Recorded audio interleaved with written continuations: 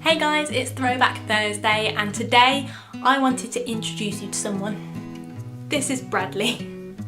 This is the first teddy I ever had, I think, from what I remember, or at least the oldest teddy that I have. So I got Bradley apparently when I was 6 months old. So he is, I mean, I don't know how old he is production wise, but he's at least 27 and a half.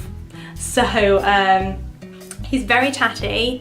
He's very stained, well not stained, but he's like the colour of him, that used to be the colour of him, and obviously now he's all faded and a bit tatty, a bit frayed around the edges. His nose used to be all like brown, but I think I used to just like do that, like chew on it, and it used to like, the felt came off.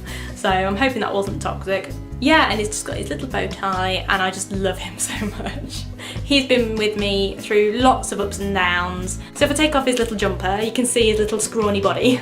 The reason why I'm showing you this, like a poor naked Bradley right now, is because that arm is a normal sized arm, but this arm is really skinny.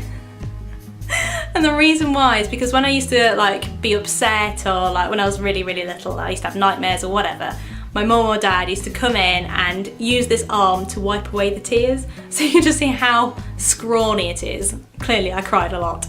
But yeah, it's all sort of scrawny and thin on one arm and then like really fat on the other.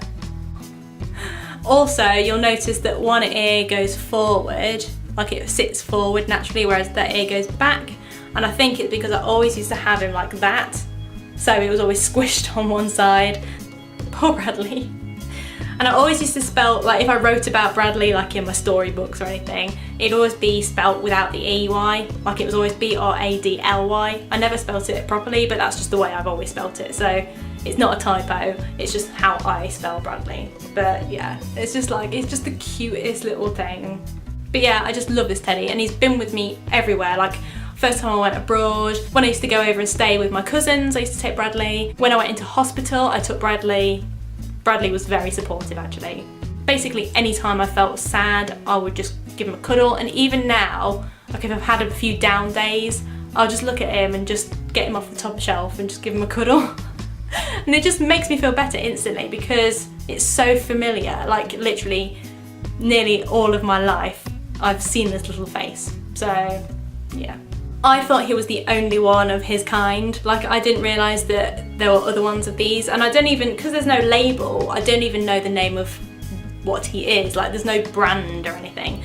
So I thought it was just completely unique, and I think my mum had always thought that too. But when I went to university, there's a girl there who I met called Loocie, who I'm still friends with, she's lovely. And I remember walking into her like dorm room and freaking out because there was a replica of Bradley on her bed in a different coloured jumper, and I was proper freaking out. Like I just couldn't believe that I'd seen a teddy, the exact same teddy, but obviously a different one.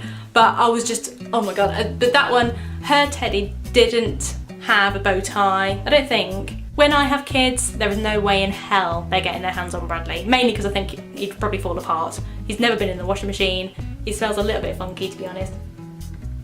Yeah, when I have kids, there's no way they're gonna get their hands on Bradley because he's mine. I'm gonna be totally selfish. They can have their own teddy. So that's it for this video. I hope you enjoyed walking down memory lane with me on Throwback Thursday, and I will see you in the next video. Bye. I'm such a loser.